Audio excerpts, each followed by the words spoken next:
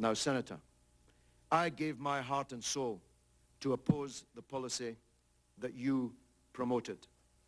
I gave my political life's blood to try to stop the mass killing of Iraqis by the sanctions on Iraq, which killed 1 million Iraqis, most of them children.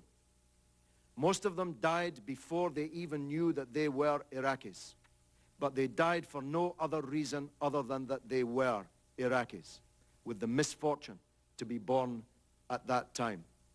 I gave my heart and soul to stop you committing the disaster that you did commit in invading Iraq.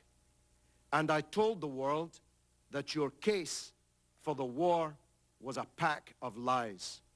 I told the world that Iraq, contrary to your claims, did not have weapons of mass destruction. I told the world, contrary to your claims, that Iraq had no connection to Al-Qaeda. I told the world, contrary to your claims, that Iraq had no connection to the atrocity on 9/11/2001.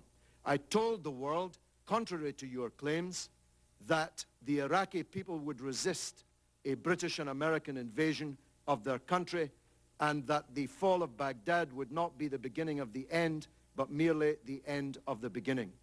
Senator, in everything I said about Iraq, I turned out to be right, and you turned out to be wrong. And 100,000 people have paid with their lives. 1,600 of them American soldiers sent to their deaths on a pack of lies. 15,000 of them wounded, many of them disabled forever, on a pack of lies. If the world had listened to Kofi Annan, whose dismissal you demanded, if the world had listened to President Chirac, who you want to paint as some kind of corrupt traitor, if the world had listened to me and the anti-war movement in Britain, we would not be in the disaster that we're in today. Senator, this is the mother of all smokescreens. You are trying to divert attention from the crimes that you supported, from the theft of billions of dollars of Iraq's wealth. Have a look at the real oil for food scandal.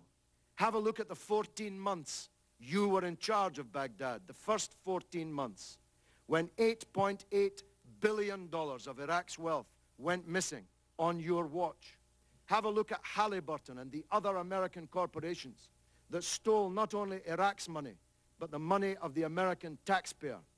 Have a look at the oil that you didn't even meter, that you were shipping out of the country and selling, the proceeds of which went who knows where. Have a look at the $800 million you gave to American military commanders to hand out around the country without even counting it or weighing it. Have a look at the real scandal breaking in the newspapers today, revealed in the earlier testimony in this committee, that the biggest sanctions busters were not me or Russian politicians or French politicians.